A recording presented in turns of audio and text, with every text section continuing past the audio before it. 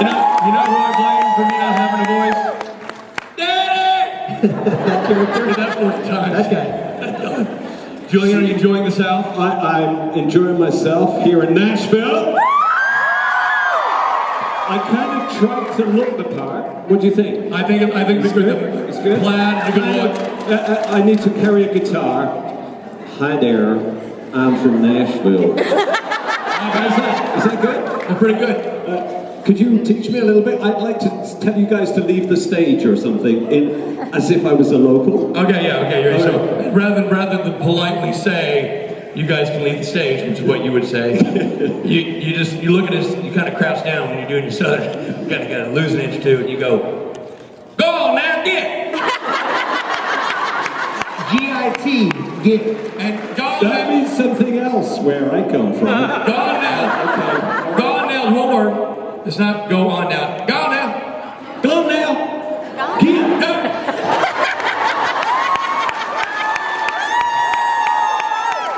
They understood me. How you doing there? No, I can't do it. I go into this sort of generic thing, you know. If I wear a plaid shirt and jeans, I kind of speak like this. It's really embarrassing. It's like, it's a bit like when Americans go to the UK, they start to be like Dick Van Dyke and Mary Poppins. Blimey, Mary! Oh, yeah, right! You know, and I'm the British equivalent coming to the US. Hi, this is my southern accent. It's really appalling, but you know, and whatever state I'm supposed to be coming from, it's that generic thing. Anyway, hello! Good to see you. So good to be. Oh my goodness me! Good. Lively, good. It's a bit early, but I nearly look at all these things. All these wow pedals and whooshy things. They're great, I love it. I love all this stuff. Well, we're in Music City, right? So beware of all the musical things around the place. So, yes. Well, you seem like you're a long way off. Hello. My goodness me. Hello. Goodness me. Oh, this is wonderful. Okay, so it's musical. So I last time that I was in Vegas a couple of weeks ago, I had a bit of fun. I was feeling a bit frisky. And since I need waking up, and you guys, well, you don't need waking up. You're very lively, but I'm sure you can do it. We're going to sing a song, since we're in Music City, right? Okay, and it's going to come from my parts, you know, with a nice English accent, please, everybody. None of this get stuff, you know. Okay. So, you know the song. I'm going to sing it to you, and you're going to help me, right? My Bonnie lies over the ocean. My Bonnie lies over the sea. My Bonnie lies over the ocean. It's like a choir of angels. Well, a bunch of reapers, maybe. But anyway, whack, whack, whack, whack, whack. Okay, so we all know the song. We all know the song, okay?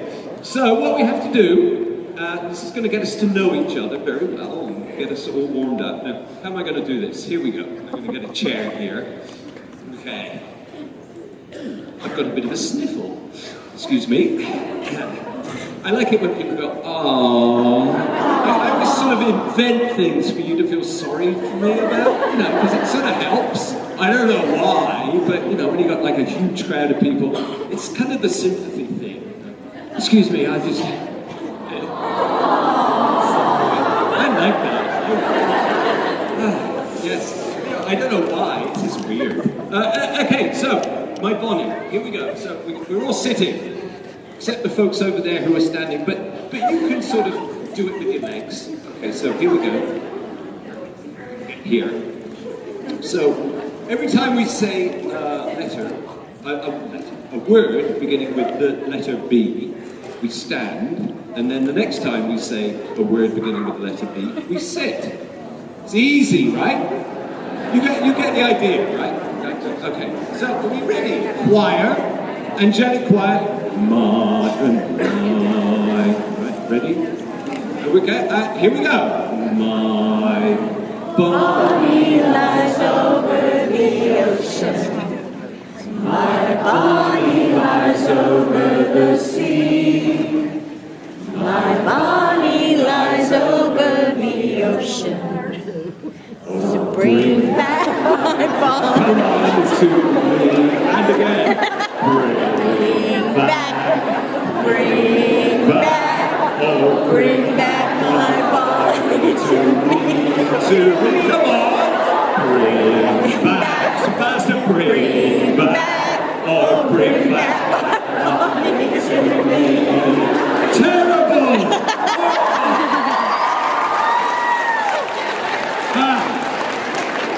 Are we feeling frisky yet? That's great. Good. It got sort of like pretty raggedy by the end there. It was fun. Good. What about the poor folks over there? How did you manage? Were you all right? Right down to the floor. Calisthenics for the day. I'm getting rid of this because folks that know me know that I'm a bit twitchy. I don't sort of sit very well.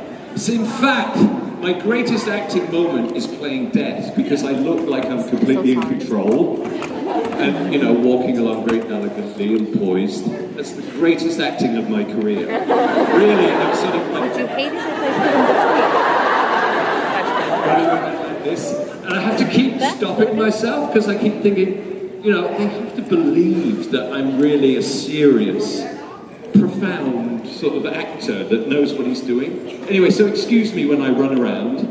This is fun. Like, I can't get used to how far away you are. And it's making things worse because it means that I have to start getting more jiggly. Right, okay. There's nobody over there. What's happened over there? I'm used to there being two lineups.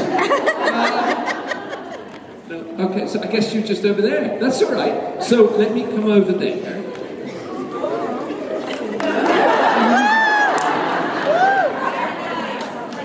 Hello, my name's Julian Richings, and I'm going to answer some very penetrating questions with some very profound answers. Does that sound good?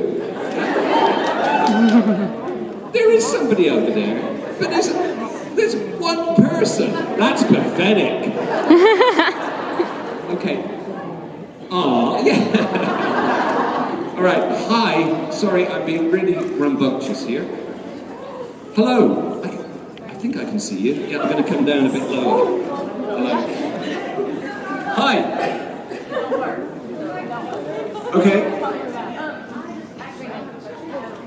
Okay, are you speaking the mic? Oh, it doesn't work. Here it goes. I have a question, I have a request. Can you wish my son, who's turning 10, a happy birthday? Come on up.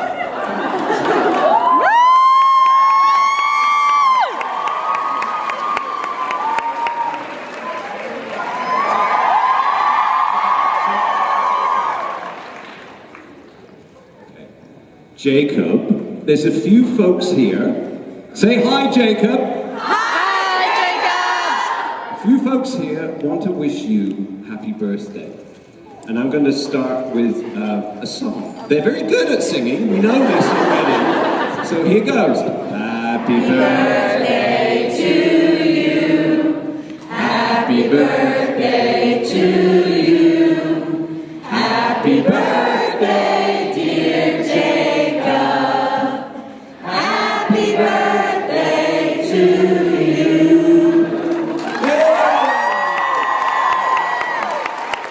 That's going to terrify you. You know he's going to have a nightmare. Did you see that bit where I came in close? You see, I'm a good actor. I know all about cameras and stuff, so when I come in like that, that's normally the bit where people run out the room. Oh my God! See, that's why I'm building up, you know, I'm getting you to go, ah, and stuff, to sort of dispel those myths. So the next role I get in something else will be completely different. Not just the guy. Oh, I have to do that. So, excuse me, I'm going over to the other side of the room. Hello. Good morning, Mr. Julian. Oh, Mr. Julian, I like Sir will suffice. Lord, you know, Your Majesty is good too. I can go with Your Majesty. That would suit. Her Majesty? No. I said your, not her. Hi. No worries. My question for you was, did you feel there was a dramatic difference in your character as Dad and your character in the film series Bag of Bones? Oh, well, so it's always funny when people ask me questions because then they realize how uneducated I am. Don't tell anyone, but I've never seen Bag of Bones, so I can't really tell you. No, honestly, I know my daughter's seen it and she likes it. But actually, my daughter's my best fan because she'll often say, "Dad, you should have been on that show," but then she never says anything else. So there must have been a character a bit like me, or like my portrayal. To me, your mannerisms Yeah. were so in tune with your character for Bag of Bones that it was a complete departure from Dad, because you're a little more jovial and light with the supernatural character, and you were more intense and thought-driven in your character portrayal for Bag of Bones. No, but are we talking at cross purposes? Bag of Bones, a show, TV series. The film series that Film you series, worked okay, with all right, Tom all right. Selleck. Yeah, so I don't know. Well, the reason, thank you for that compliment. I guess a lot of people ask me about, I'll sort of answer your question by going sideways a little bit, but a lot of people say, you know, well, what did you bring, like how did you prepare, what kind of ideas did you do? A lot of the times as an actor, really all you can do is find an extension of yourself and what feels natural. And so in Supernatural, I felt with the script that I had, especially for the first episode, it really created a texture and a character that interacted with the two boys and kind of a different figure. And I was able to do that just because of, I guess, some of the influences on my career. I was able to be that kind of gentlemanly uncle figure who came and talked to the boys and kind of admired them but wanted to tell them off too. So that's kind of where it came from. Yes, just behave. I'm very serious. Well, thank you. I'm sorry. Pardon my ignorance. So you're going to find this a lot. You go, he doesn't know anything. He's never seen anything. He doesn't know what. Anyway, thank you very much. But he does act. I act like I'm very clever and I know what I'm doing. Hello. Next. My question was kind of similar, maybe, but You tell me and I'll repeat it. Right? well, I was just sorry. No, it's good. It's good because I know there's a mic problem. Yeah. Okay. I was just wondering, whenever you got that role, was there somebody that influenced you to build the character that way, or did they let you did they tell you what they wanted, or did you give them what you thought that should be? Because I really loved that character. Right. So you guys all heard that? You heard the question? No? I've got to repeat that. No. So she's asking, when I read the character, like, did I come in with ideas or did the producers suggest things? Because it felt like a good match, right? Am I paraphrasing it right? Okay, so, well, I came in with no preconceived ideas. There was a really good script, obviously, for the first scene, that really long pizza parlor scene, and that kind of set the tone for the character. And then before that, there was the opening sequence, which was so killer. It was so fun. And that kind of set my character up. So I realized just with that montage and with the Jen Titus singing the song, that I came across as very powerful and it was very cool. So I didn't need to push the fact that I was very strong and threatening. I just needed to enjoy myself and enjoy the food that was being offered to me. And And I did. And I sort of, and I just played, you know, just being very elegant and appreciating the fact that Dean had brought me this food and played with that rather than being threatening, and in fact left it to Jensen to play the fact that he was afraid of me and what might happen. So that was kind of the dynamic that established itself, and it worked. And then I think from there, it built a little bit, and writers and producers started to go down that path because they thought it was a good way of making my character more threatening, but sort of more human at the same time. So I think that was kind of the combination there. And influences for me, for my character, actors always have influences. We all do. You know, we walk around and we kind of walk like the people we really admired when we were younger, or pop stars, film stars, whatever. We all kind of get little bits of life and we copy them, often unknowingly. And I realized that in my depiction of death, I drew on a lot of movies that I saw when I was in my teens. I used to watch a lot of Hammer horror films that were made in the 60s, and they always featured a cast of characters like Peter Cushing, Christopher Lee, kind of old school British guys that were very aristocratic. And I didn't deliberately imitate them or anything, but I realized when I look at my depiction of the character, he's influenced by those. He comes from the same lineage as those characters. But he's his own entity. He's very much somebody that belongs in the supernatural universe, but there's all those factors going on. So that's it. Good question. One day I'll get it right. You know, one day I'll actually answer the question properly, and in just the right amount. There's a real art to that. As it is now, I either go on for hours, you know, waving my arms around trying to explain things, or I go, what? Or do the Mark Sheppard thing of next. That's stupid. You know, it's hard being an actor, you know. Not really. Anyway, especially with good audiences like you guys. All right, so I'm coming down. Hi. Hi. Hello. Don't be scared. It's all right. I'm not scared, it's okay. I just wanted to ask you, since they brought up the pizza parlor, it was a good segue.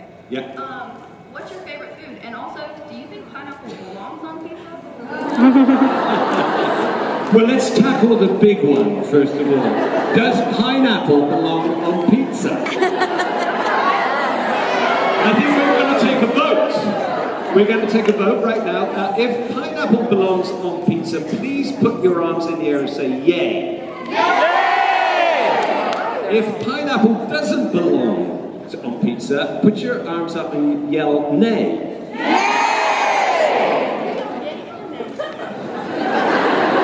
I think the nays are more spirited. They're more distinctive in their response. They clearly don't like it. The yays are more sort of like, yeah, I'll have anything, whatever. You know, cabbage, whatever. But no, there's a faction in here. This could be the beginning of division in the supernatural.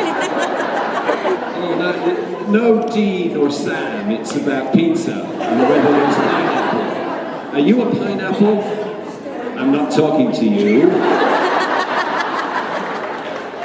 Okay, so there you go. I mean, I eat it. In Toronto, where I eat a lot of pizza, it's called a Hawaiian. Is it here? Yeah. Is it the same here too? Yeah, we all have these like little exotic names to make it sound like it's like really adventurous. It obviously is to half of you. Anyway, be very careful with that one. Okay, we got past that one. And do I have any favourite foods? Well, I grew up in England, and I used to think that pizza was a health food. I really did. First time I came to the US, I saw this pizza, and I ate it, and I thought, wow, it's got red peppers on it. And it's got all these vegetables, and I became ill very quickly because I thought that I was consuming a proper diet. So I grew up with the idea that you know, it was normal to have chip butties. That's French fries and malt vinegar and salt in Wonder Bread. Squish it out like that. Just like that. That's the way you do it. And so I've sort of, my diet has changed massively in the last while. I've begun to sort of realize that what you put inside your body affects you in every way. It took a long time for me to realize that. So I tend to eat healthier. But I love, the great thing is playing death. I love everything that's pushed my way. You know, if you've got any specialties from any regions, I'll try it. I love it. So I tend to be, I grew up with the notion that food is fuel rather than something to sort of sit and enjoy. It's like, and also growing up in a family with other boys, like one of 3 boys, it was something you had to fight for. So meal times weren't sort of like, I think I'll have it baked, not fried, you know, and all those questions. It was more like and then you eat. So that's my attitude to food, really. So it's funny that I play a character that has this delight of junk food, and he approaches junk food like it's some aristocratic thing. So I relate to that a lot. Thank you. Thank you. All right. Okay. Hi. Hello. Coming down. Okay, so Yeah. we were going to get a photo op with you, and then we were going to have you dance with us, and we were like, we danced with Dad. And so, I've heard that one before. so we were wondering if you could show us your best dance moves.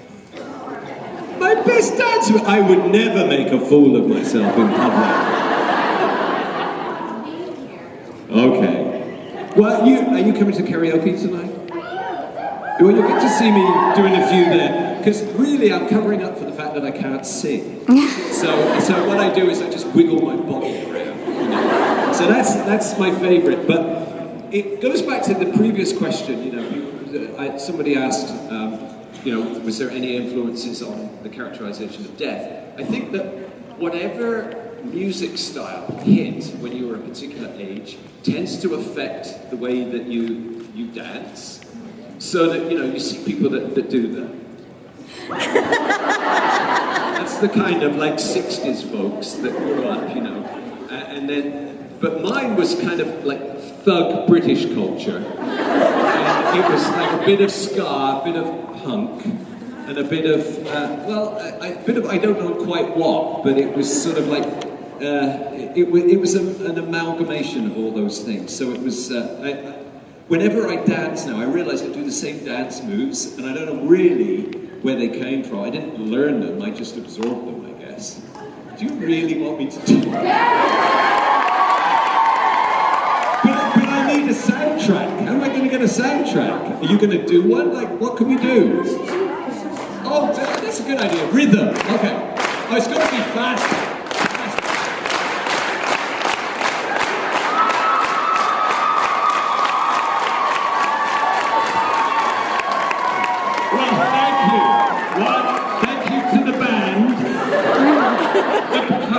The percussion element. Here we are in Music City. Okay, thank you. Well, come to karaoke. We'll dance. We'll dance the night away. Right. Okay. Hi. Hello. I was going to ask if Death actually died, and if so, where does he go if he dies? Oh, that's a great question. Well, thank you for the question, and thank you for your concern. I wondered that too. And I've tried to explain it to my mum. She couldn't get her mind around it too much. Well, I don't know where he's gone to, but I think he's going to return. Don't you? I think we should pressure the forces that be to make him return, don't you? I'm a poor, unemployed actor, and I need work. Otherwise, I'm just going to dance. Oh, thank you. I think that's a cue for that. Otherwise, I'll just have to dance around the place, and that's no good. So, I don't know. Can he die? I think it was a great end to a season, and I think it gave the best line ever, which my favorite line in that entire season was, "I think I just killed death." Great line, and a great idea, you know, and it's great that the show keeps introducing shocks and surprises like that, so that you can't ever take things for granted. So I understand it on that level. But in terms of the logic of is he dead, I can't imagine he is, or if he's, I think he's going to return sometime. So thank you, and let's hope. I honestly don't know, so I'm not giving anything away. But I think it's up to you to pressure. Hi. How are you, by the way? Oh, just tickety-boo, thank you very much. Yeah, that's okay. I imagine Death has such a bond to deep dish pizza. Do you think he, like, since I think the majority think that Death's not dead, do you think he'd just be roaming around Chicago enjoying all the eateries? I think you're probably right. He's waiting for Dean to pass his ticket. Dean's going to be walking along there, you know, like walking, and then suddenly, splat, a burger patty's going to hit him. He's going to take it off, and I'm going to be there going, "Hey, buddy. Do you want ketchup on that?" So I think it's a great idea. I think we should write an episode. I think the writer should get you to write the entire episode. I'm sorry, it's like Chicago. From Chicago, great. I love Chicago. So, thank you. Okay. Well, it's like I feel like I'm going across a football field here. So far, I get my exercise. So since we are in Music City, I wondered if you could share with us what your favorite music to listen to is, whether it's bands or a particular genre. I like all kinds, but I gotta say, I actually really do like country. It burns me so much, I'm not gonna get there, but Johnny Cash is one of the... I mean, you know, the Man in Black, how can you not? I think he's amazing, and I followed his career. He influenced me when I was younger, you know, I Walk the Line and songs like that. But also with his American recordings too, Rick Rubin produced, I think was a huge, amazing artistic achievement, and I really like those. So Johnny, you know, here we are in Nashville. Johnny Cash is definitely one of them. But I like a whole bunch of different music. I grew up in a kind of era of punk and ska, reggae, mixing styles. But all of those styles all go back to the same roots, and country music and bluegrass is very much a part of that. So I can't, you know, name any, like there's so many bands and independent acts that I like, but I try to keep up with it, and it's a big influence on me, and as you know, seriously, I joke and stuff about my dancing, but I think that we're influenced so much by music in our lives, and it's one of those influences that's almost subliminal. It's like smell. You get a sense of it, you don't even articulate why it excites you, but it just is, and it represents life, and it's just so important. And if ever I'm depressed, or I need a boost of mood, or if I'm preparing for a character, I'll often turn to music.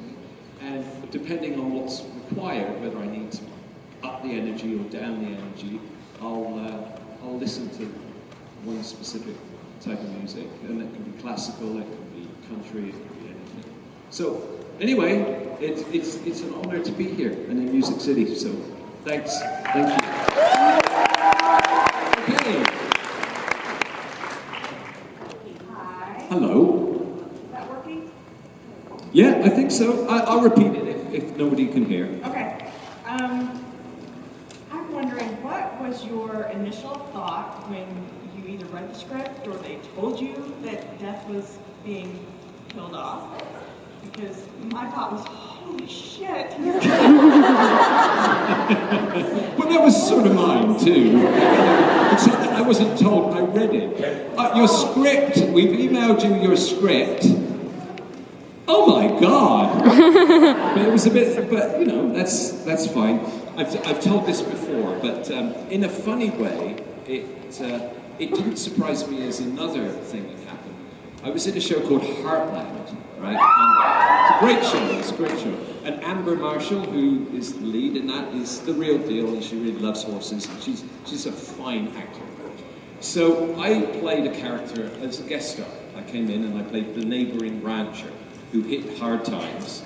And it was a good episode, and then the writers said, we want that character to come back for the following season. So they brought me back for the following season for another episode. And they introduced my sister. And I thought, great, this is going to be a regular gig, you know, on a good show. And then nothing happened. And then I didn't hear anything, which is pretty common. So I just went, okay, so they've gone in another direction, or my storyline hasn't gone onwards. And then one day I said to my daughter, okay, let's look at the TV, because Heartland's on right now. Turned it on, and I swear, the moment that I turned the TV on, there's a close-up of Amber and saying, it's so sad what happened to Mr. Hanley. That was my character, and then the next shot was an ambulance racing down. And I'm looking at it, going, that's me, and I've just had a heart attack. So that was actually more shocking than reading it in the script and kind of going, well, it fits in the supernatural universe, you know. It was more shocking to actually see it dramatically played out. I'm in there! So, there you go. Thank you. Okay. Hi there. Hi, Julian. I'm all the way from Canada, and we love Murdoch Mysteries up there. Oh, yeah. And you did a guest star spot on there Yes. where you played the mummy handler. That's the mummy handler, played by Julian Richings. No, I'm pretty good at thinking that, find that. And you died in that one too. Yes. Yes. I got run over by a fire truck. But it wasn't an ordinary fire truck, it was a horse-drawn fire truck. Do you enjoy doing period pieces? Oh, yeah. Like more than others? You mean? Yeah. Just general. I love period pieces because I love the idea that you can, you know, focus on a particular time, and often if you focus on that time, you're telling a universal story. It's like, you know, if you focus on a particular village in a very specific place, if it's so specific, often it becomes universal. So I like that about storytelling, right? You look really good in costume. Well, thank you. I also have one of those faces that goes, you know, I walk into places and I go, that guy belongs in a Charles Dickens novel. You know, I just got one of that's what I have, and I've learned to sort of embrace it now and recognize that, yeah, I'm going to be in the character stuff, and I'm often going to be in period costumes too. The only thing is, the funny thing about doing period shows is that they often say, well, we'll need a beard or mutton chops. You know, the mutton chops, these things here, down the big sideburns. And I say, so how long do you need for me to grow those? And they say, oh, you know, a couple of weeks, 3 weeks. It takes me 9 months to grow them. I am not the most hirsute of people. And so I normally end up with glued on mutton chops and beard. Secret. If ever you watch me with a beard on TV, look closely because you'll see flaps going like this.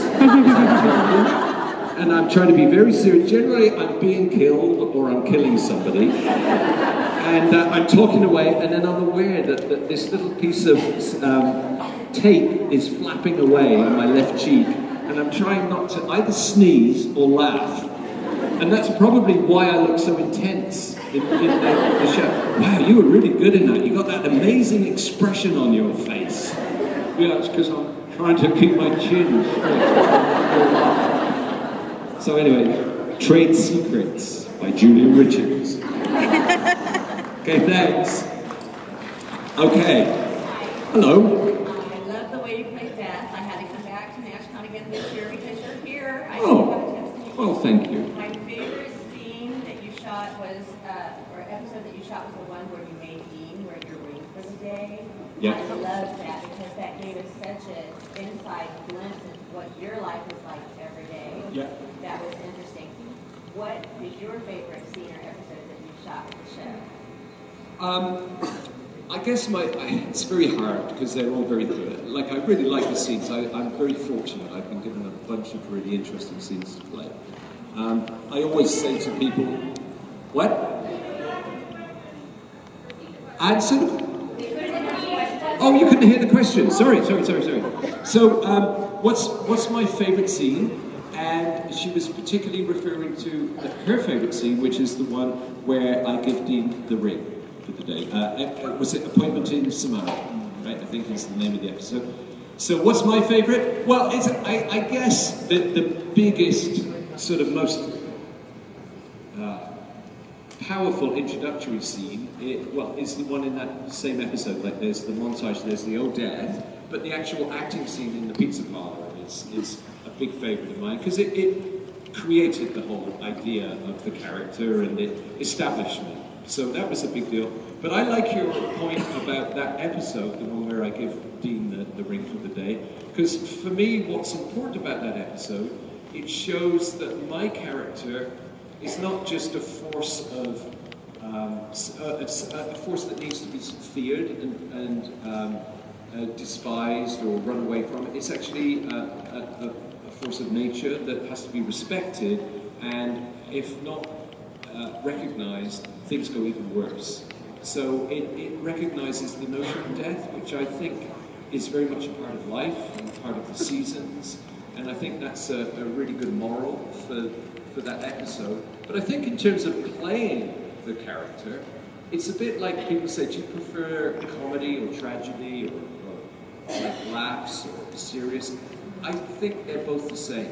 I don't draw, you see in theatre the happy mask, the sad mask. I think they're both aspects of the same thing. And I like to kind of, if it's a sad or a strong thing, I like to put a twinkle in it, and vice versa too. If there's something that's kind of on the surface funny and bright, there always has to be seriousness and repercussions underneath it. So I like to mix it up, and I think that's one of the examples that you brought up. So there you go. You did wonderfully. Thank you. Thank you. Thank you so much. Nice question. Thanks. Hi. Hi. I was just wondering, how did it feel to work with Jared and Jensen, with them being huge figures? Sorry, I didn't. It's a little weird acoustics. I'm coming down to hear it. Say it again. Jared and Jensen, with them being big pranksters. Oh, okay. How did it work with Jared and Jensen? Sounds like a car or something. Jared and Jensen. Because they're pranksters. They didn't try anything on me. I think it's because I'm sort of this strange-looking older guy. I'm old, and they go, and I think they don't quite know how to take it. Is he really that weird? Anyway, no, that's my silly answer, but my serious answer is that it's a very professional environment in Supernatural, and I think that's one of the reasons that it's so successful. Within that professional environment, everybody has fun and is relaxed. But the scenes that I've always done with the guys have tended to be big, one-off scenes that require a lot of focus, a lot of technical stuff, even if it's eating food. Eating food on camera is quite tricky in terms of how you match it from one take to the next and what you do. And so all the scenes that I've actually done with them haven't had room for kind of hijinks. Sometimes, there are certain things that lend themselves to that, and it keeps everybody's energy up. So I honestly can't say that I've experienced it. Now that I've said this out loud, of course I'm going to get all pranks and things going. I'm going to have to walk around like this. But no, so I can't say But yeah, it's a lot of people have asked me that, but no, I'm just gonna stay very strong and very steely-eyed when I'm around them, so that they know what's in store. So anyway, that's it. Thank you. Hi. My question is, why does Steph want food, maybe pizza? He doesn't really need to eat. I'm coming down. And then I'm gonna. Why does Steph like?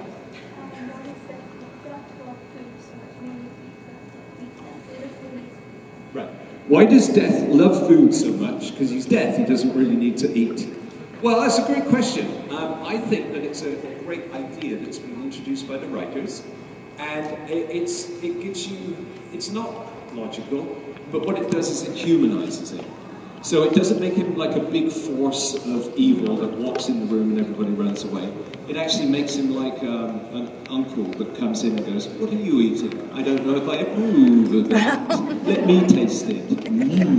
It's got that kind of a feel to it. So yeah, you know, if you took the logic, sure, he doesn't need it, but I think it humanizes his character, and it gives a really nice compliment, like a counterpoint to the reason why he's there, which is more sinister.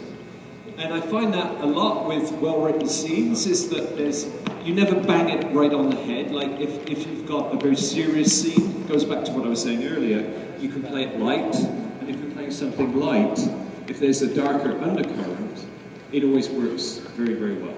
So, thank you. Thanks. Okay, we're getting to the end here, I think. I can hear noises behind me. I think it's those musicians making a noise behind, but that's fine. Hi, my name's Lindsay, and I love you as Death, but I wanted to ask... I love you to death. I love that. That's the next t-shirt. Right. But I wanted to ask you about your experience as another character on Orphan Black, working with the now Emmy Award-winning finally Tatiana Maslany. Yeah. Well, my experience, first of all, I love Tatiana. I think she's great, and I've enjoyed working with her. She's so talented and so down to earth. The other thing is, I think it's so cool that there is a show that is about a woman, and it's not just about a woman, but how you can't take one woman for granted. There is so many aspects of her. Sort of underneath the idea is that one woman is a lot of different people. And that's a very cool idea, you know, whether you call them clones, whatever you do. So, love that. My experience, hi guys, I thought I could hear you. Musicians aren't quiet. You know, whenever musicians go around, like you hear like, clink, clink, clunk, clunk, clunk. It's okay. It's okay. I guess I better hurry up and shut up, but no. Keep talking about that show. I love that show. Okay. Orphan Black is... I was introduced, I knew the showrunners of the show. I did both of them, Graham Manson and John Fawcett. I did a movie called Cube many years ago, where I got cut to pieces in the first 2 minutes.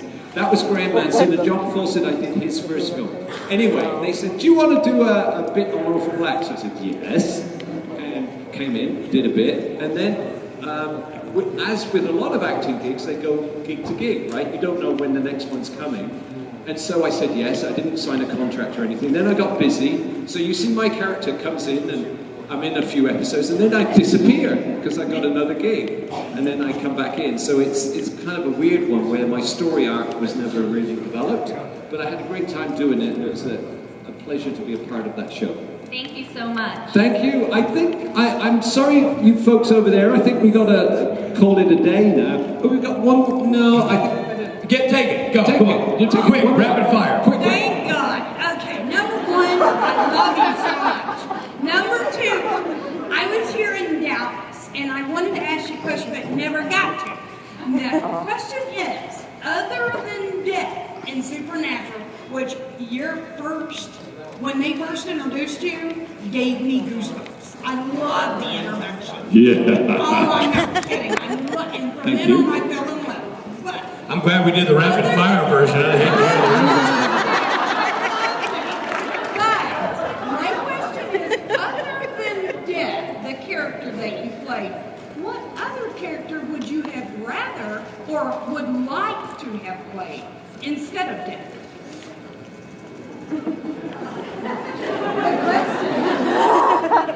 God. I think we make a splendid couple of pals, don't you?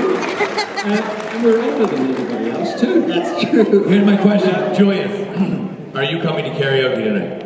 I certainly am. If you've never seen Julian Richings do the happy dance, do yourself a favor, get yourself to karaoke tonight and watch this man do his thing.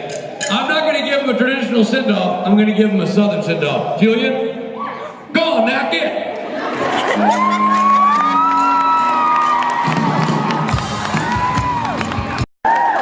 You know who I blame for me not having a voice?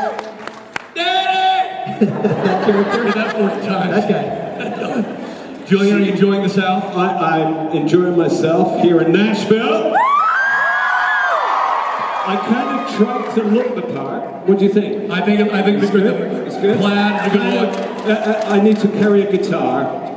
Hi there, I'm from Nashville. Is that good? Well, pretty good. Could you teach me a little bit? I'd like to tell you guys to leave the stage or something, as if I was a local. Okay, yeah, okay. You're so rather than politely say, you guys can leave the stage, which is what you would say. you look at us, you kind of crouch down when you're doing your southern. You gotta lose an inch or two, and you go on now, get. GIT, get.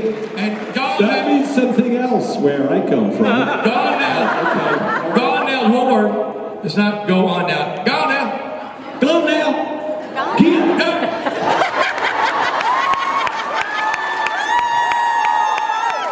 They understood me. How you going there? No, I can't do it. I go into this sort of generic thing, you know. If I wear a plaid shirt and jeans, I kind of speak like this. It's really embarrassing. It's like, it's a bit like when Americans go to the UK, they start to be like Dick Van Dyke and Mary Poppins. Blimey, Mary! Oh, yeah, right! You know, and I'm the British equivalent coming to the US. Hi, this is my southern accent. It's really appalling, but you know, and whatever state I'm supposed to be coming from, it's that generic thing. Anyway, hello! Good to see you. So good to be. Oh my goodness me! Oh, good. Lively, good. It's a bit early, but I nearly look at all these things. All these wow pedals and whooshy things. They're great, I love it. I love all this stuff. Well, we're in Music City, right? So beware of all the musical things around the place. So, yes. Well, you seem like you're a long way off. Hello. My goodness me. Hello. Goodness, this is wonderful. Okay, so it's musical. So I last time that I was in Vegas a couple of weeks ago, I had a bit of fun. I was feeling a bit frisky. And since I need waking up, and you guys, well, you don't need waking up. You're very lively, but I'm sure you can do it. We're going to sing a song, since we're in Music City, right? Okay, and it's going to come from my parts, you know, with a nice English accent, please, everybody. None of this get stuff, you know. Okay. So, you know the song. I'm going to sing it to you, and you're going to help me, right? My Bonnie lies over the ocean. My Bonnie lies over the sea. My Bonnie lies over the ocean. It's like a choir of angels. Well, a bunch of reapers maybe, but anyway, whack, whack, whack, whack, whack. Okay, so we all know the song. We all know the song, okay? So what we have to do, this is going to get us to know each other very well and get us all warmed up. Now, how am I going to do this? Here we go. I'm going to get a chair here. Okay. I've got a bit of a sniffle. Excuse me. I like it when people go, aww. I always sort of invent things for you to feel sorry for me about, you know, because it sort of helps. I don't know why, but you know, when you got like a huge crowd of people, it's kind of the sympathy thing. Excuse me, I just... I like that. Yes. I don't know why. This is weird. Okay, so, my Bonnie. Here we go. So, we're all sitting. Except the folks over there who are standing. But you can sort of do it with your legs. Okay, so here we go. Here. So, every time we say a word beginning with the letter B, we stand, and then the next time we say a word beginning with the letter B, we sit. It's easy, right? You get the idea, right? Okay, so are we ready? Choir, angelic choir, ma and my. Right, ready? Here we go. My Bonnie lies over the ocean. My Bonnie lies over the sea. My Bonnie lies over the ocean. So bring back my Bonnie to me. And again. Bring back. Oh, bring back my Bonnie to me. Come on. Bring back. So fast and bring back. Oh, bring back my Bonnie to me. Terrible.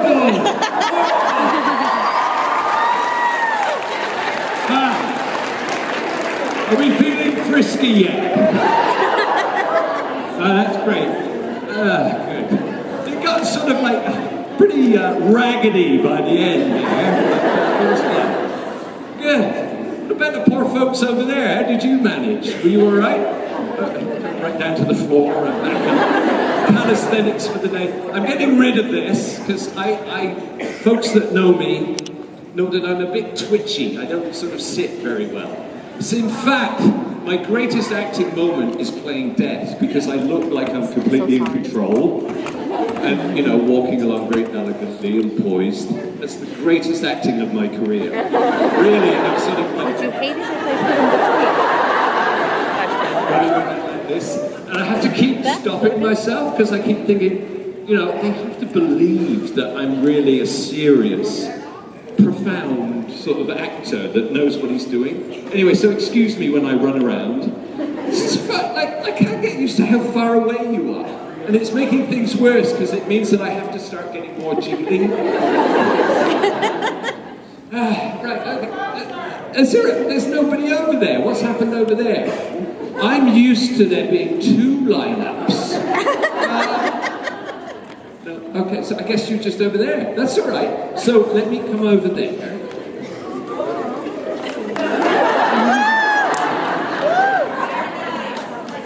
Hello, my name's Julian Richings, and I'm going to answer some very penetrating questions with some very profound answers. Does that sound good? There is somebody over there, but there's one person. That's pathetic. Okay. Yeah. All right. Hi. Sorry, I'm being really rambunctious here. Hello. I think I can see you. Yeah, I'm going to come down a bit lower. Hello. Hi. Okay. Okay, are you speaking the mic? Oh, it doesn't work. Here it goes. I have a question, I have a request. Can you wish my son, who's turning 10, a happy birthday? Come on now.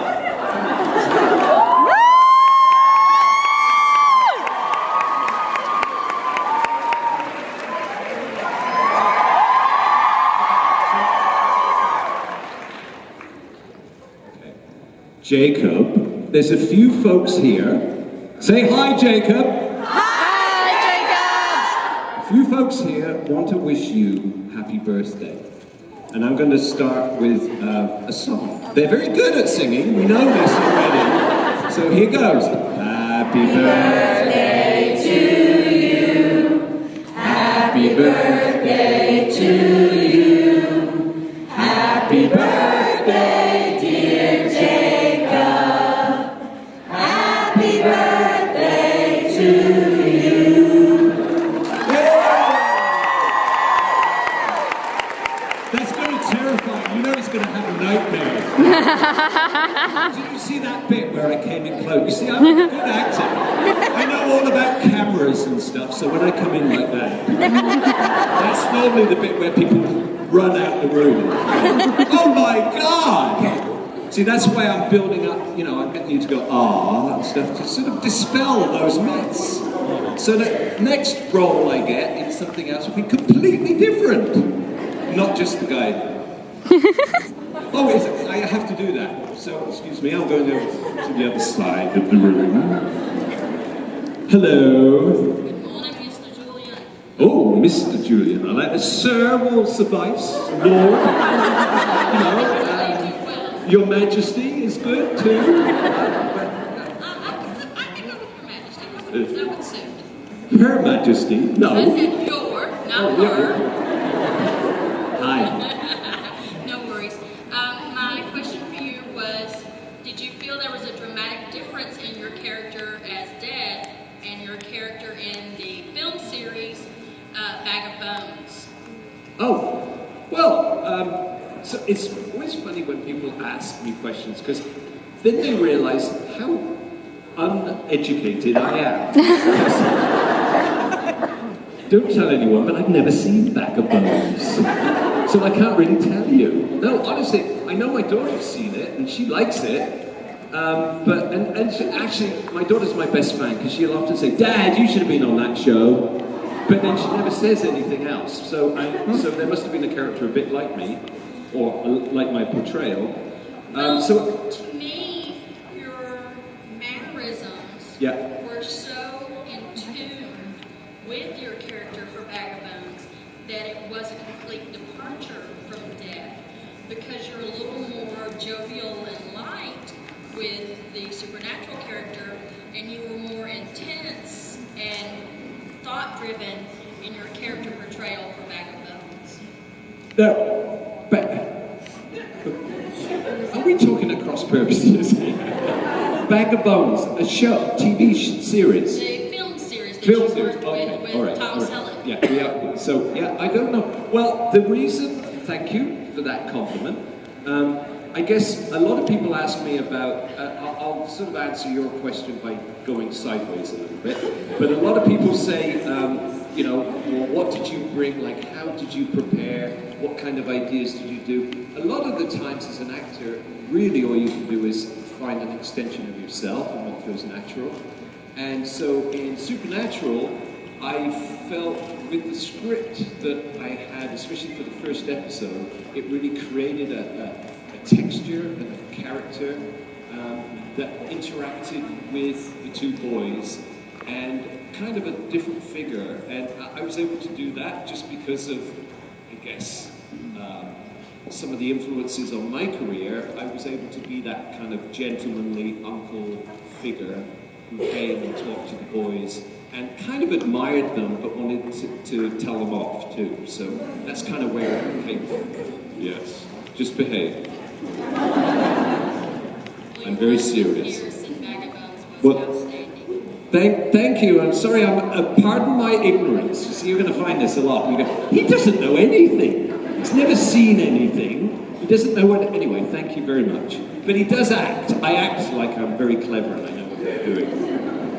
Hello. Next. My question was kind of similar, maybe, but You tell me and I'll repeat it. Right? Well, I was just sorry. No, it's good. It's good because I know there's a mic problem. Yeah. Okay. I was just wondering, whenever you got that role, was there somebody that influenced you to build the character that way, or did they let you did they tell you what they wanted, or did you give them what you thought it best should be? Because I really loved that character. Right. So you guys all heard that? You heard the question? No? I've got to repeat that. No. So she's asking, when I read the character, like, did I come in with ideas, or did the producers suggest things? Because it felt like a good match, right? Am I Yeah. paraphrasing it right? Okay, so Well, I came in with no preconceived ideas. There was a really good script, obviously, for the first scene, that really long pizza parlor scene, and that kind of set the tone for the character. And then before that, there was the opening sequence, which was so killer. It was so fun. And that kind of set my character up. So I realized just with that montage, and with the Jen Titus singing the song, that I came across as very powerful, and it was very cool.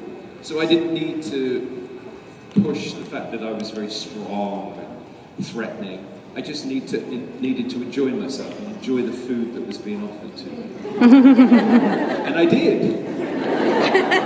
And I sort of, and I just played, you know, just being very elegant and appreciating the fact that Dean had brought me this food and played with that rather than being threatening. And in fact left it to Jensen to play the fact that he was afraid of me and what might happen. So that was kind of the dynamic that established itself, and it worked. And then I think from there, it built a little bit, and writers and producers started to go down that path because they thought it was a good way of making my character more threatening, but sort of more human at the same time. So I think that was kind of the combination there. And influences for me, for my character, that actors always have influences. We all do. You know, we walk around and we kind of walk like the people we really admired when we were younger, or pop stars, film stars, whatever. We all kind of get little bits of life and we copy them, often unknowingly.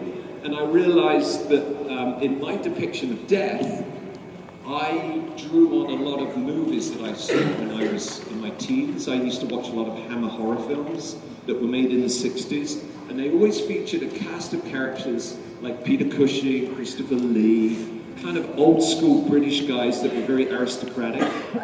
And I didn't deliberately imitate them or anything, but I realized when I look at my depiction of the character, he's influenced by those. He comes from the same lineage as those characters. But he's his own entity. He's very much somebody that belongs in the supernatural universe, but there's all those factors going on. So that's it. Good question. Thank you.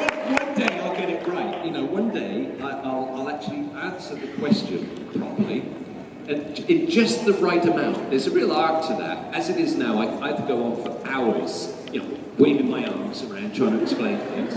Or I go, what? Or do the Mark Sheppard thing of next. That's stupid. You know, it's hard being an actor, you know. Not really. Anyway, especially with good audiences like you guys. All right, so I'm coming down. Hi. Hi. Hello. Don't be scared. It's all right. I'm not scared. It's okay. Okay, I just wanted to ask you, since they brought up the pizza parlor, it was a good segue. Yeah. What's your favorite food? And also, do you think pineapple belongs on pizza? Well, let's tackle the big one first of all. Does pineapple belong on pizza? I think we're going to take a vote. We're going to take a vote right now. If pineapple belongs on pizza, please put your arms in the air and say yay. Yay! If pineapple doesn't belong on pizza, put your arms up and yell nay.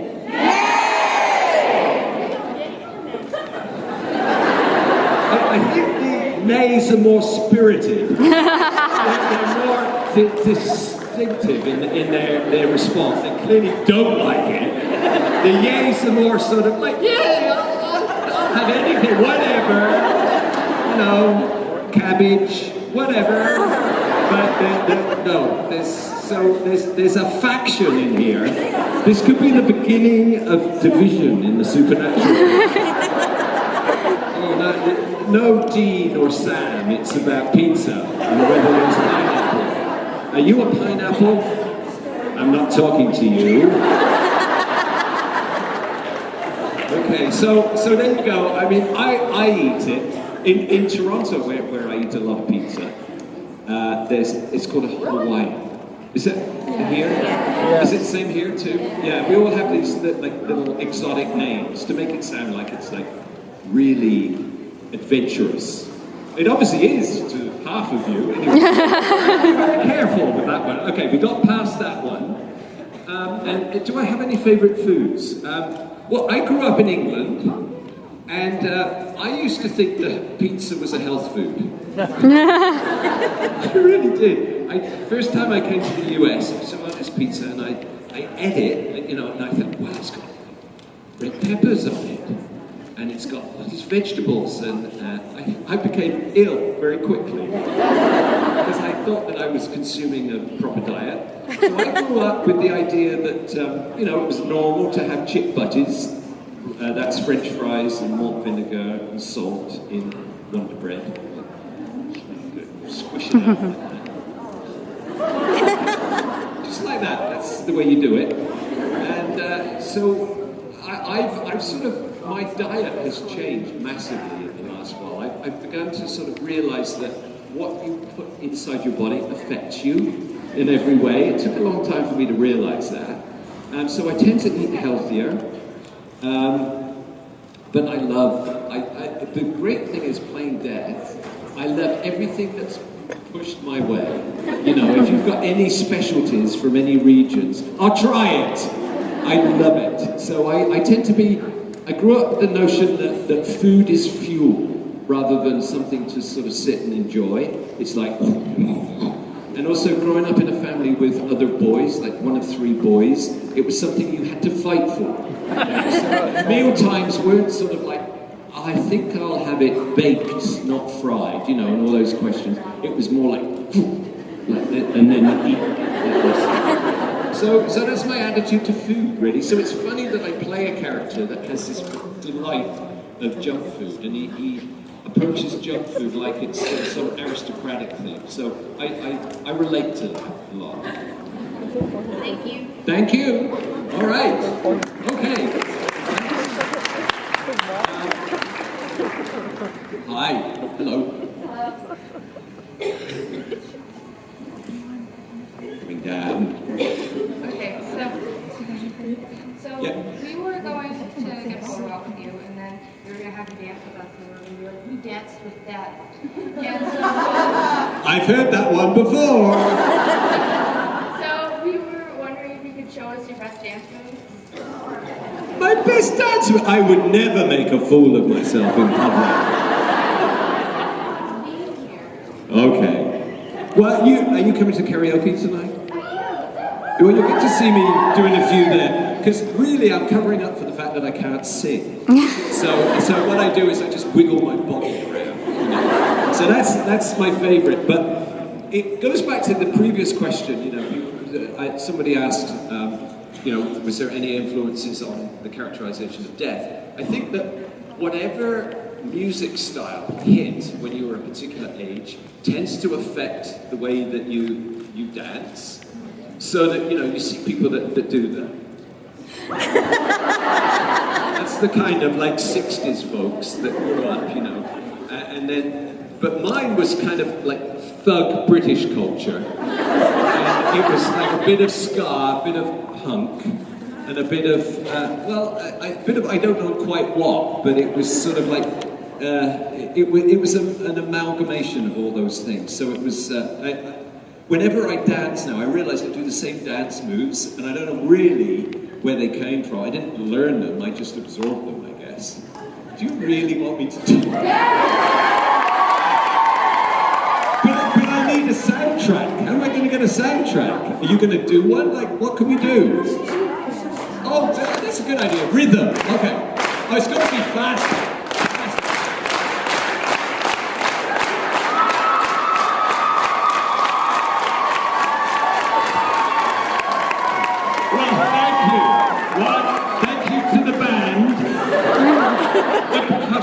The percussion element. Here we are in Music City. Okay, thank you. Well, come to karaoke. We'll dance. we'll dance the night away. Right. Okay. Hi. Hello. I was going to ask if Death actually died, and if so, where does he go if he does? Oh, that's a great question. Well, thank you for the question, and thank you for your concern. I wondered that too. And I've tried to explain it to my mum. She couldn't get her mind around it too much. Well, I don't know where he's gone to, but I think he's going to return. Don't you? I think we should pressure the forces that be to make him return. Don't you? Yeah! I'm a poor, unemployed actor, and I need work. Otherwise, I'm just going to dance. Oh, thank you. I hope that's a cue for that. Otherwise, I'll just have to dance around the place, and that's no good. So, I don't know. Can he die? I think it was a great end to a season, and I think it gave the best line ever, which my favorite line in that entire season was, I think I just killed death.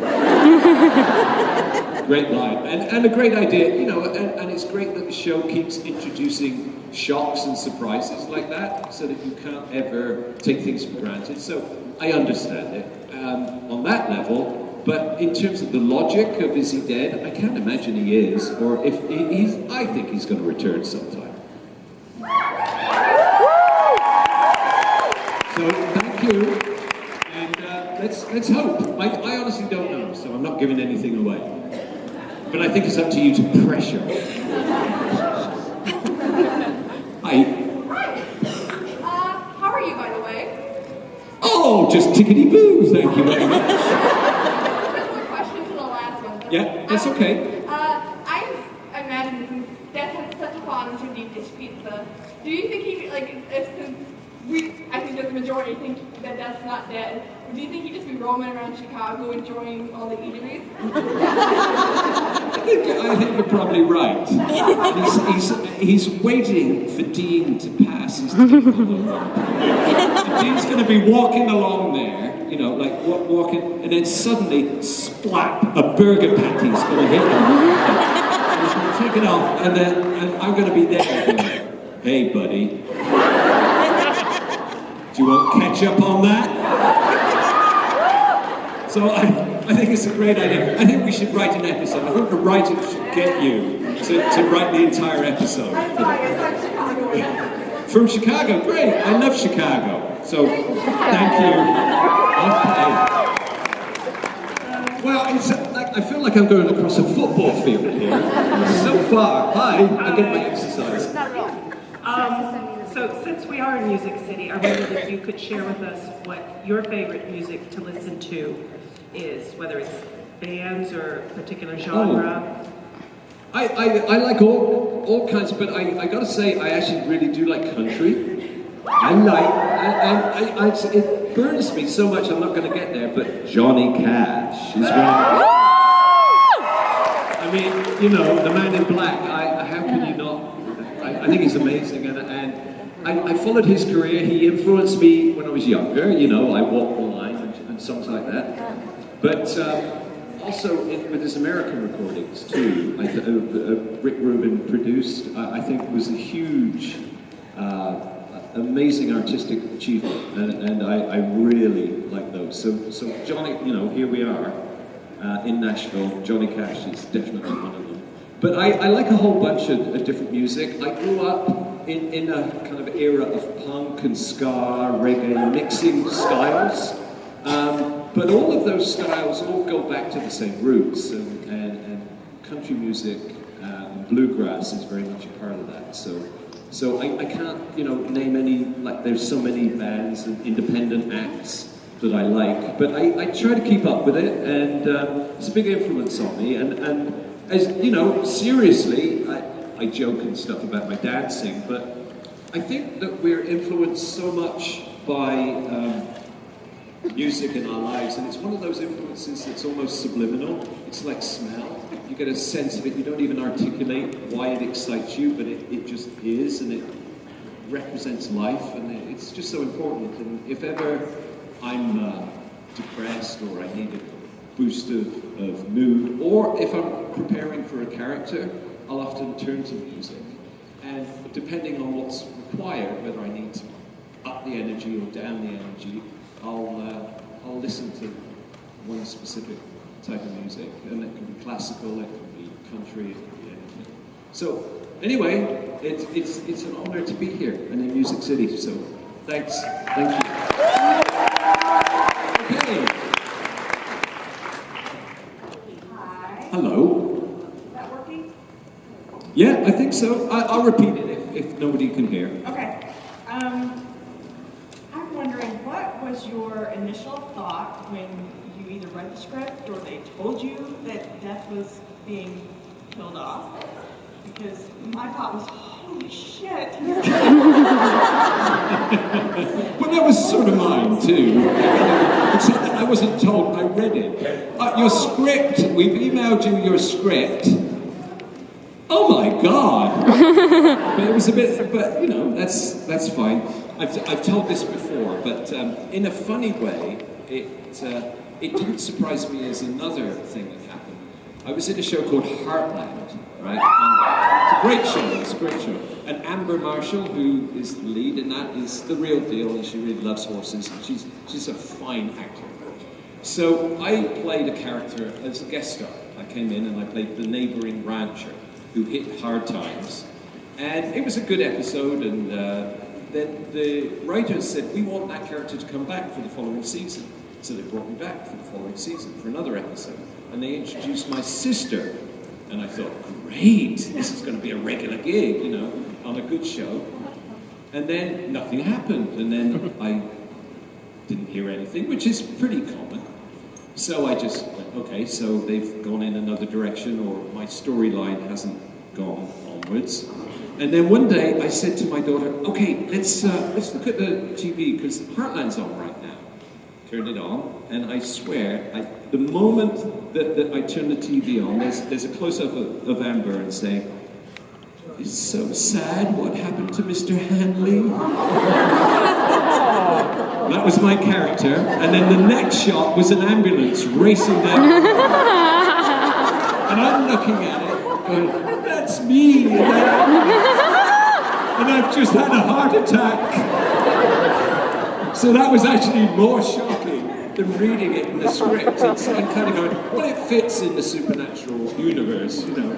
It was more shocking to actually see it dramatically played out. I'm in there! So, there you go. Thank you. Okay. Hi there. Hi, Julian. I'm all the way from Canada, and we love Murdoch Mysteries up there. Oh, yeah. And you did a guest star spot on there Yes. where you played the mummy handler. That's the mummy handler, played by Julian Richings. No, I'm pretty good at that, find that. And you died in that one too. Yes, yes. I got run over by a fire truck. But it wasn't an ordinary fire truck, it was a horse-drawn fire truck. Do you enjoy doing period pieces? Oh, yeah.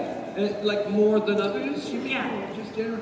I love period pieces because I love the idea that you can, you know, focus on a particular time, and often if you focus on that time, you're telling a universal story. It's like, you know, if you focus on a particular village in a very specific place, if it's so specific, often it becomes universal. So I like that about storytelling, right? You look really good in costume.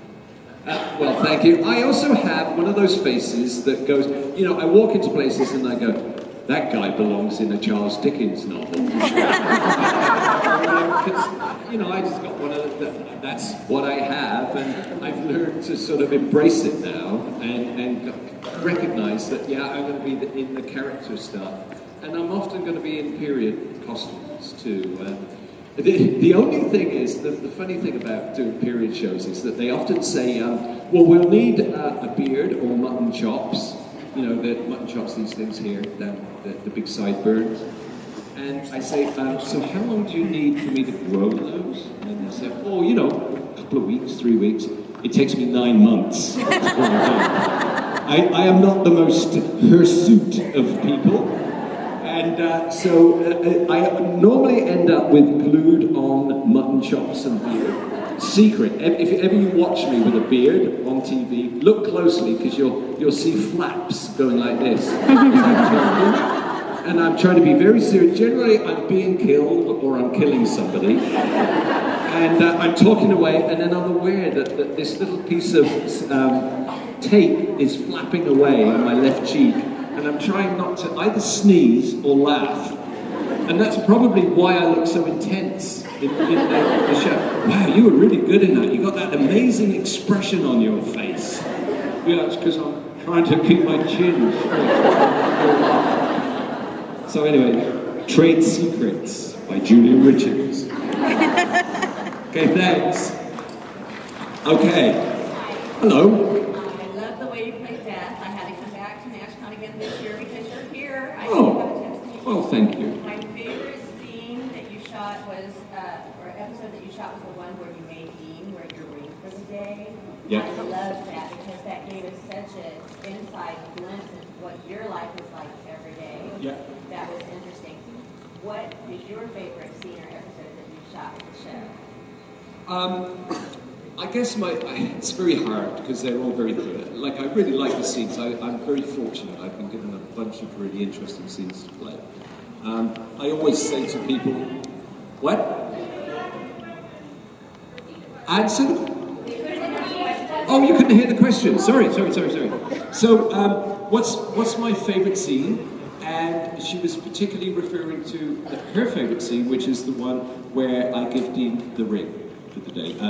Was it Appointment in Samara? Right, I think is the name of the episode. So what's my favorite? Well, I guess the biggest, sort of most powerful introductory scene, is the one in that same episode. Like, there's the montage, there's the old death, but the actual acting scene in the pizza parlor is a big favourite of mine because it created the whole idea of the character and it established me. So that was a big deal. But I like your point about that episode, the one where I give Dean the ring for the day, because for me, what's important about that episode, it shows that my character is not just a force of a force that needs to be feared and despised or run away from. It's actually a force of nature that has to be respected, and if not recognized, things go even worse. So it recognizes the notion of death, which I think is very much a part of life and part of the seasons, and I think that's a really good moral for that episode. But I think in terms of playing the character, it's a bit like people say, do you prefer comedy or tragedy or like laughs or serious? I think they're both the same. I don't draw, you see in theatre the happy mask, the sad mask. I think they're both aspects of the same thing. And I like to kind of, if it's a sad or a strong thing, I like to put a twinkle in it, and vice versa too. If there's something that's kind of on the surface funny and bright, there always has to be seriousness and repercussions underneath it. So I like to mix it up, and I think that's one of the examples that you brought up. So there you go. You did wonderfully. Thank you. Thank you. Thank you so much. Nice question. Thanks. Hi. Hi. I was just wondering, how did it feel to work with Jared and Jensen, with them being huge figures? Sorry, I didn't hear. It's a little weird acoustics. I'm coming down to hear it. Say it again. Jared and Jensen, with them being big pranksters. Oh, okay. How did it work with Jared and Jensen? Sounds like a car or something. Jared and Jensen. Because they're pranksters. They didn't try anything on me. I think it's because I'm sort of this strange-looking older guy. I'm old, and they go, and I think they don't quite know how to take it. Is it really that weird? Anyway, no, that's my silly answer, but my serious answer is that it's a very professional environment in Supernatural, and I think that's one of the reasons that it's so successful. within that professional environment, everybody has fun and is relaxed. But the scenes that I've always done with the guys have tended to be big, one-off scenes that require a lot of focus, a lot of technical stuff, even if it's eating food. Eating food on camera is quite tricky in terms of how you match it from one take to the next and what you do. And so all the scenes that I've actually done with them haven't had room for kind of hijinks. Sometimes, you know, there are certain things that lend themselves to that, and it keeps everybody's energy up. So I honestly can't say that I've experienced it. Now that I've said this out loud, of course I'm going to get all pranks and things going. I'm going to have to walk around like this. So, you know, but no, so I can't say. But yeah, it's a lot of people have asked me that. But no, I'm just going to stay very strong and very steely-eyed when I'm around them, so that they know what's in store. So anyway, that's it. Thank you. Hi.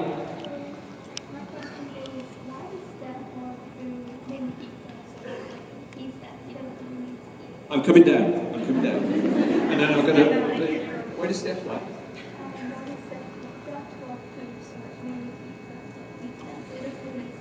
Right. Why does Death love food so much? Because he's deaf, he doesn't really need to eat. Well, that's a great question. I think that it's a great idea that's been introduced by the writers, and it gives you, it's not logical, but what it does is it humanizes him. So it doesn't make him like a big force of evil that walks in the room and everybody runs away. It actually makes him like an uncle that comes in and goes, "What are you eating? I don't know if I approve of that. Let me taste it." It's got that kind of a feel to it. So yeah, you know, if you took the logic, sure, he doesn't need it, but I think it humanizes his character, and it gives a really nice compliment, like a counterpoint to the reason why he's there, which is more sinister. And I find that a lot with well-written scenes, is that you never bang it right on the head. Like if you've got a very serious scene, it goes back to what I was saying earlier, you can play it light, and if you're playing something light, if there's a darker undercurrent, it always works very, very well. So, thank you. Thanks. Okay, we're getting to the end here, I think. I can hear noises behind me. I think it's those musicians making a noise behind, but that's fine. Hi, my name's Lindsay, and I love you as Death, but I wanted to ask... I love you to death. I love that. That's the next t-shirt. Right. But I wanted to ask you about your experience as another character on Orphan Black, working with the now Emmy Award-winning, finally, Tatiana Maslany. Yep. Well, my experience, first of all, I love Tatiana. I think she's great, and I've enjoyed working with her. She's so talented and so down to earth. The other thing is, I think it's so cool that there is a show that is about a woman. And it's not just about a woman, but how you can't take one woman for granted. There is so many aspects of her. Sort of underneath the idea is that one woman is a lot of different people. And that's a very cool idea, you know, whether you call them clones, whatever you do. So, love that. My experience, hi guys, I thought I could hear you. Musicians aren't quiet. You know, whenever musicians go around, like you hear like, clink, clink, clunk, clunk, clunk. It's okay. It's okay. I guess I better hurry up and shut up. But no. Keep talking about that show. I love that show. Okay. So, Orphan Black is... I was introduced... I knew the showrunners of the show. I did both of them, Graham Manson and John Fawcett. I did a movie called Cube many years ago, where I got cut to pieces in the first 2 minutes. That was Graham Manson, and John Fawcett, I did his first film. Anyway, they said, "Do you want to do a bit on Orphan Black?" So I said, "Yes," and came in, did a bit, and then, as with a lot of acting gigs, they go gig to gig, right? You don't know when the next one's coming. And so I said yes, I didn't sign a contract or anything. Then I got busy, so you see my character comes in, and I'm in a few episodes, and then I disappear because I got another gig, and then I come back in. So it's kind of a weird one where my story arc was never really developed, but I had a great time doing it, and it was a pleasure to be a part of that show. Thank you so much. Thank you. I'm sorry, you folks over there. I think we got to call it a day now. But we've got one. No, I think. Take it. Go. Take Come it. on. You take quick. Rapid fire. Quick. Thank God. Okay, number one, I love you so much. Number two, I was here in Dallas, and I wanted to ask you a question, but never got to. The question is, other than death and supernatural, which when they first introduced you, gave me goosebumps. I love the introduction. Yeah. Oh, I'm not kidding. And from then on, I fell in love. But I'm glad we did the rapid fire version. I hate my question is, other than Dead, the character that you played, what other character would you have rather or would like to have played instead of Dead?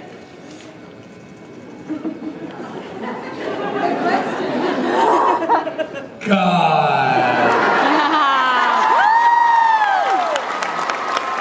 I think we make a splendid couple of pals, don't you? And we're older than everybody else, too. That's true. Here's my question, Julian. Are you coming to karaoke tonight? I certainly am. If you've never seen Julian Richings do the happy dance, do yourself a favor, get yourself to karaoke tonight and watch this man do his thing. I'm not going to give him a traditional send-off, I'm going to give him a southern send-off. Julian, go on now, get it.